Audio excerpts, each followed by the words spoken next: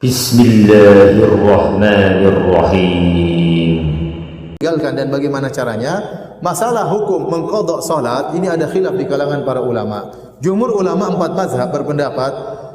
Jadi salat begini ya, saya maaf ini sudah ya.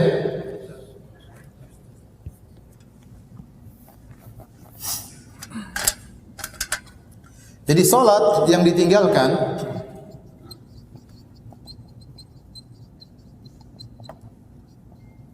ada dua. Ada yang karena uzur, contoh lupa ketiduran, bukan tidur sengaja ya. Yang satunya ditinggalkan karena sengaja. Misalnya karena malas.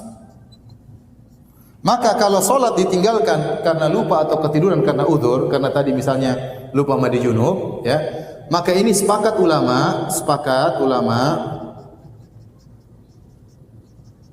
wajib diqadha. Kata Nabi sallallahu alaihi wasallam, "Man nama an salatin aw nasiyaha falyusalliha idza dzakaraha." Barang siapa yang lupa salatnya atau dia ketiduran, maka hendaknya dia salat tatkala dia ingat. Kenapa? Karena dia meninggalkan salat karena uzur, maka wajib untuk diqadha. Nah, permasalahan kedua, ini pertama, ini kedua ya. Permasalahan kedua, orang yang meninggalkan salat karena sengaja, karena malas, maka ini ada khilaf di kalangan para ulama. Ini ada khilaf ya.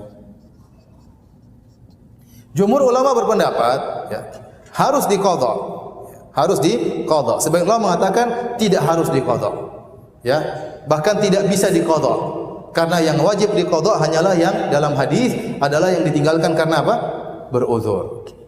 Adapun jumhur ulama 4 mazhab harus diqadha. Terus bagaimana caranya Ustaz kalau 2 tahun saya tidak salat? Dulu saya nakal, saya kepala batu, tidak salat 2 tahun. Caranya diqadha, kata jumhur begini caranya. Di antaranya, ente salat asar, ente salat subuh, zuhur. Zuhur, assalamualaikum, salat lagi, zuhur, salat lagi, zuhur 2 kali. Selama 2 tahun maka selesai. Paham caranya? Ustaz 5 tahun saya tidak salat. Ya sudah, setiap salat zuhur lagi 1 kali, 2 kali, 3 kali, 4 kali, 5 kali. Selama 5 tahun ente begitu. Selama setahun ya, selama setahun ente begitu. Ya. Caranya demikian. Atau kalau tidak, ente setiap salat zuhur sekali lagi. Tapi selama 5 tahun. Paham?